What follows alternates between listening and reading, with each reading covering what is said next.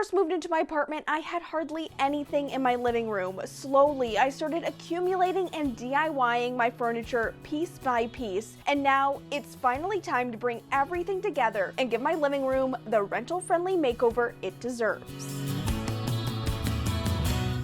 Hi, I'm Alli and welcome to my channel. Today we are tackling my living room, which is a long-awaited space for myself and probably you guys, of decorating it, giving it a makeover, and I am just really looking forward to it. So the last makeover I did was in my entryway, which is right behind me here, and that was because I needed that space to be done to transition fully into the living room space. So I have a lot that I want to do here, but let me show you what we're working with right now. So this is the living room, pretty much a blank canvas. Aside from the main furniture pieces, everything is just ready to be transformed, decorated, and things like that. I do have a couple of my DIY furniture pieces in the space. I have my accent chair, as well as the side table, and the bench project. And as you know, if you've been watching my channel, I've also made a couple other DIY furniture pieces to bring into here. Now, a lot of the main elements in the space are going to be staying here, but we are going to transform around them to give them a kind of a nice refresh. And I want to talk to you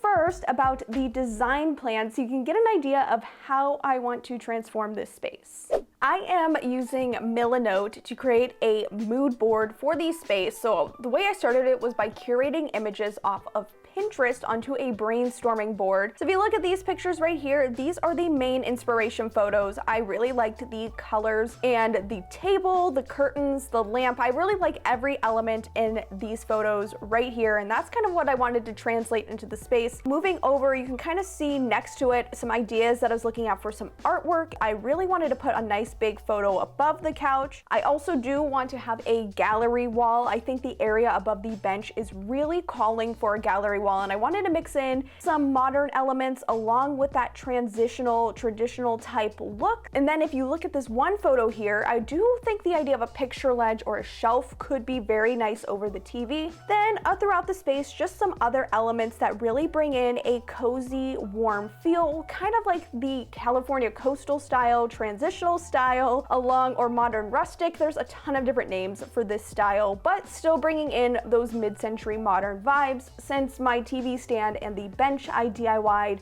are going to be staying in the space, and those pull in that mid-century modern style. That is my game plan, and that is what I want to tackle right here in this room. I think it's going to turn out really great, but we do need to get started, and I think the very first place we need to start is by putting down the area rug. Here is the area rug. It is very big, it is very heavy, it is an 8x10. Now my secret for affordable area rugs is to check out At Home if you have one of these in your area, and if you do, the specific rug I am choosing is the Xander area rug. I'll be sure to link that in the description box. And I love At Home because their rugs are not only cheap, they're durable, they last a long time. Adding a rug over carpet is possible. It might seem a little bit odd, but I've found that before I put the rug down, especially if you have some heavier furniture, you want to put down a rug pad. So I've already done that right now. This is a felt rug pad I got off of Amazon for an 8x10 rug. It is very high quality. I have tried just the basic kind of like that woven rubber kind of area rug pad. Yes, wasn't like the best result. And so I'm gonna put the rug down and we're gonna see how it looks. It smells like fresh carpet.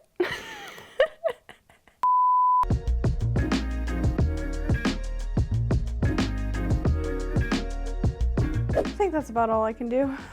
Putting a rug in a small space is not easy when you have heavy furniture and nowhere else to put it besides the space where it belongs in. Okay, you have got to see this rug. I loved this one because it had some of the nice neutral beige tones, the gray tones that are already in this room since I can't paint in my apartment. And two of my tips if you are deciding to put a rug in your apartment over top of existing carpet. The first thing is you do want to make sure that you're pulling in a similar color scheme as the carpet that already existed. And then you also want to make sure that the pile of the rug contrasts the pile of the carpet cabinet that's installed in the space. What we need to do right now is start bringing the furniture into the room, and that is going to start with the coffee table that we built. I am so excited. I really just want to see it with the rug, with the rest of the furniture, because I don't know, I'm just really, really excited. So let's go do that.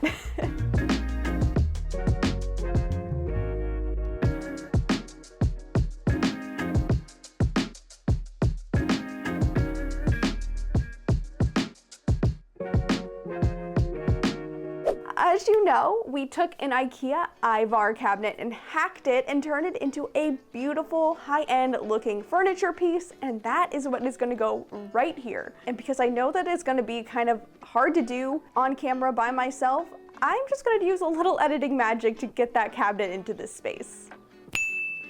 And here is the cabinet in its brand new home.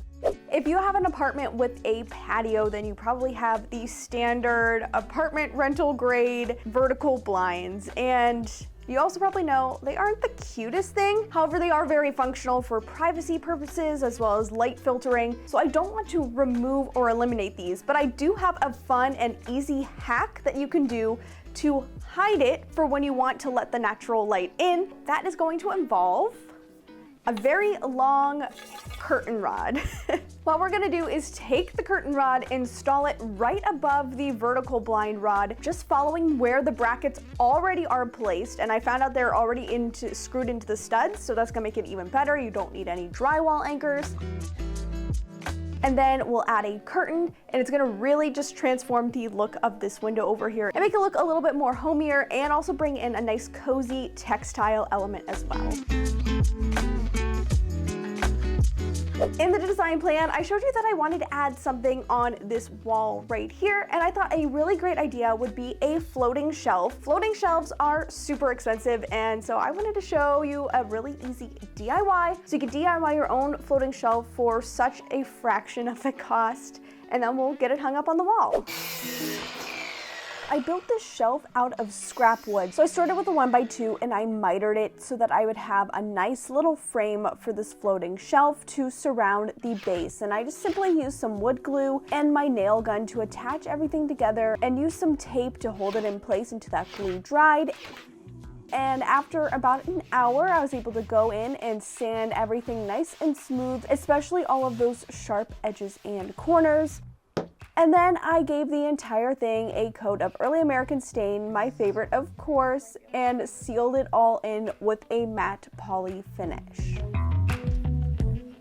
Then I created some DIY brackets using an L bracket and then a little bit more of that scrap wood as a support brace, and I screwed the L brackets into the wall, and then I placed the shelf on top and then screwed up through those little wood support braces into the shelf to hold it as a faux floating shelf.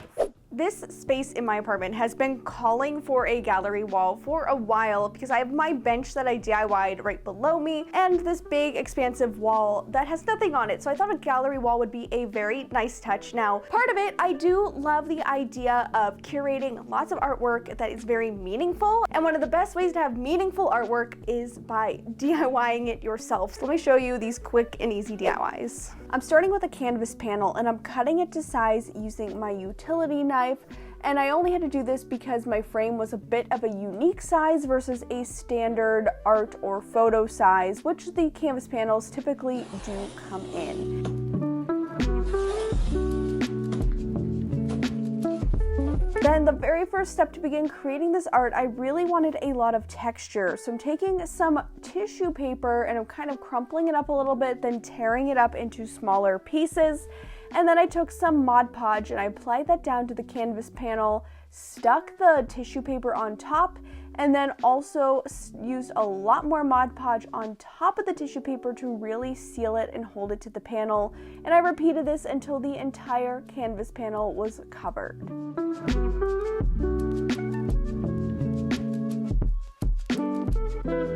Then to paint this, I first just gave the entire thing a coat of white paint. This is just to smooth everything down, give a nice solid even coat with that tissue paper, and then I began layering in some other colors to create more of an off-white sort of look. Started with a more creamish tan tone and then an off-white and then a lot more of that white once again back in, because I really just wanted those warmer tones to be peeking through and be layered within this piece. Now for this art, I was actually inspired by this piece on Etsy. It was just a print that you could download, and I wanted to create my own version that was actually three-dimensional and textured instead.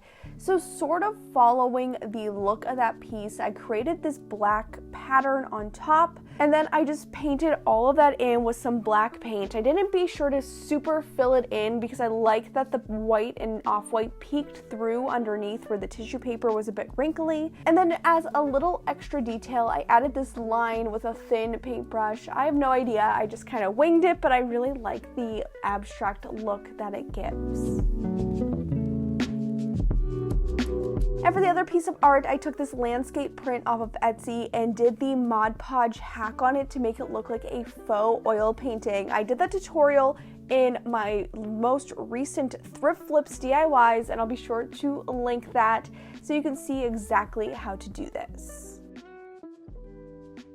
Now the remainder of the art that I've curated for my gallery wall, I've purchased some prints off of Etsy, which is a fabulous place to find some beautiful artwork that you can just have printed. You could also use photography images. I included two photos that I have taken myself on the wall because I do also enjoy photography, so I thought that would be a nice tie-in. And then also on this gallery wall, I curated all of the frames by thrifting them. So I'm gonna start just adding the frames to the wall. I know there's different ways you can do this with templating and things, but because I have a thermostat on the wall right there, I think it's gonna just be easier to build the wall around that. And this is also a great renter-friendly hack to hide the thermostat because that's an eyesore, but this will kind of take your eye away from that.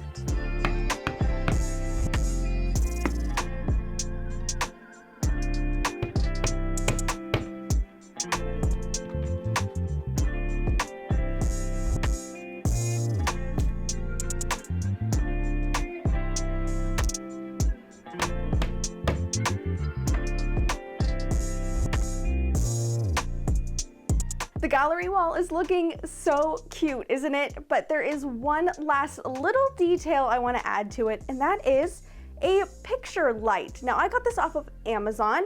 It was pretty affordable, and I've been seeing a lot of picture lights with gallery walls. It's super trendy right now. And my favorite part about this one is that it is renter friendly because it has no hardware. It's battery operated, so with this little remote, I can turn it on, and then it is just perfect. You have no wires, no hard wiring, and it's adorable. So let's mount this up on the wall.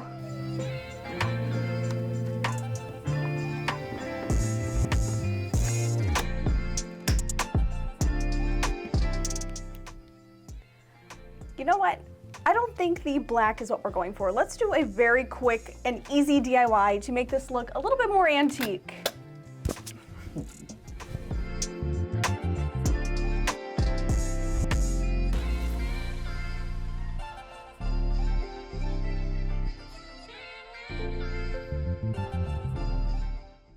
You may remember I DIY'd this lamp base using a concrete patch technique, and I still really like this lamp base. I think it looks cool. It fits perfectly in with my decor style. But there is one issue that I've had with this lamp the entire time that I've had it, and that is the lampshade. It just is too big, it's too tall, it doesn't sit right on the lamp, it doesn't look good. So you know what?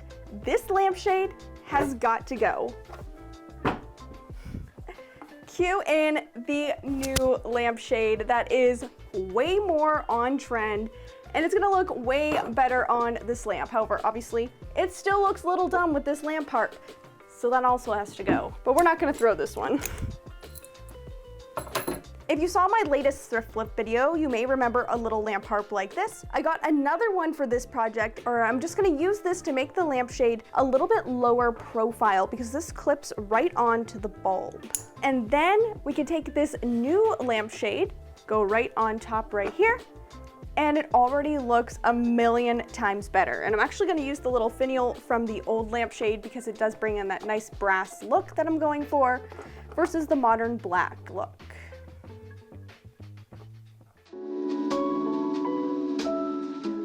Hello and welcome to day 2 of the living room makeover. It is yet another gloomy day, but we are going to power through this and get all of the fun decor items in the space. So we're talking about decor, and the first thing that I want to start with are throw pillows. Well, probably not that kind of throw, but this kind of pillow. I want to talk a little bit about these because I picked out some special pillows for the space, and also I've been learning a lot about design in living rooms, and apparently the way you pick your pillows matters. One thing that I've been noticing in home decor trends is that the matching pillows on your sofa is out and mismatched pillows are in. Now with that doesn't mean you can't have matching pillows, but it is fun to throw in some accent ones. So I picked up actually this fabric off of Etsy, and it was very, very beautiful. It was custom made off of the shop. I'll be sure to link it below. However, I wasn't super happy with the look of it, so I actually did a little DIY where I used tea to stain the pillow and make it look a little bit more vintage or aged, which is exactly what I wanted to go for. And this is kind of the one that I based my other pillows around when selecting them. I got this one off of Amazon. I'll be sure to link all of the things that I feature in this video in the description box, of course. But I like the plaid. It's a nice traditional. I've been seeing a lot of plaid patterns in throw pillows, especially for the colder months. So I'll put that on the couch right here.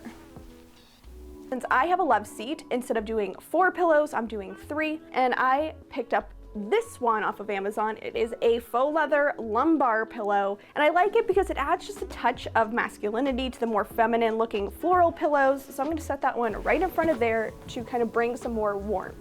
Now over here, I have my bench along this wall with the gallery wall, as you've already seen. I love this bench here because it created an affordable way to add additional seating in my living room, and it has dual purpose because it's next to my entryway, so you can sit down, put shoes on, whatever you may need. However, I do want to cozy it up a little bit and hide 2 eyesores that you can see. There's a Wi-Fi panel that's right behind me, and then also the return vent. So I'm putting down this really pretty neutral linen one off of Amazon. I can't speak more highly of just how beautiful that was. It exceeded my expectations for an Amazon purchase. And then a lumbar pillow, and that one was just another quick DIY.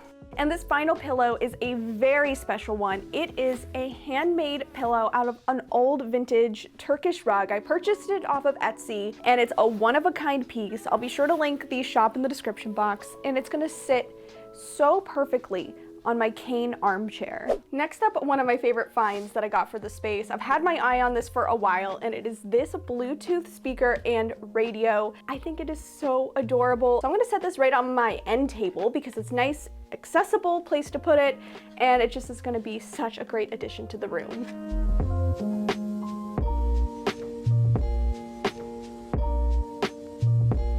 For the floating shelf above my TV, I wanted to create a faux mantle look and also fill up some of that dead space that's above the TV since I'm not mounting it on the wall. So I'm styling it up with an old painting that I did here on my channel that I still just really love. And then I'm adding some candlesticks and a couple other decorative accents.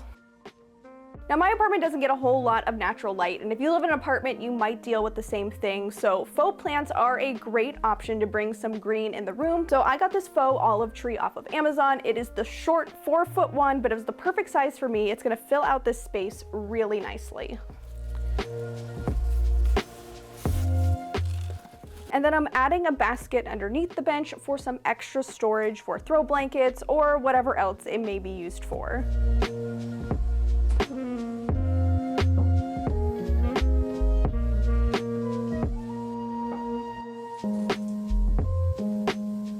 If you remember a couple videos ago, I gave this IKEA Ivar cabinet a huge transformation, and in that video I said you're going to have to wait till this video to see the full reveal. So I curated some items that I DIY'd, or some items or books that have a sentimental meaning to me, because this is a great showcase of some of those different pieces, and I'm very excited that when we get to the final reveal of this video, you'll get to see the full effect of this cabinet.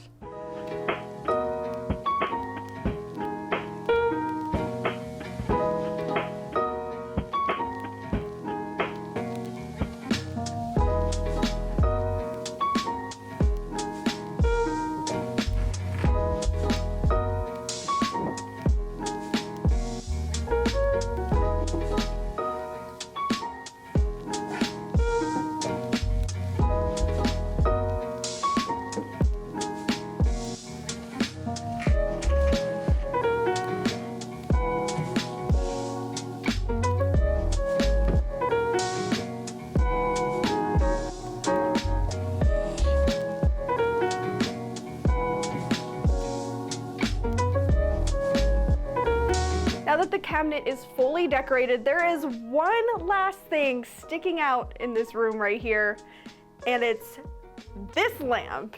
This lamp has been through multiple college dorms, a couple apartments now, and I'm sick of looking at it. So let's get rid of this thing. Now that that's taken care of and there's a new lamp in the space, I just have a few more finishing touches that I want to add, and then we'll be on to the final reveal.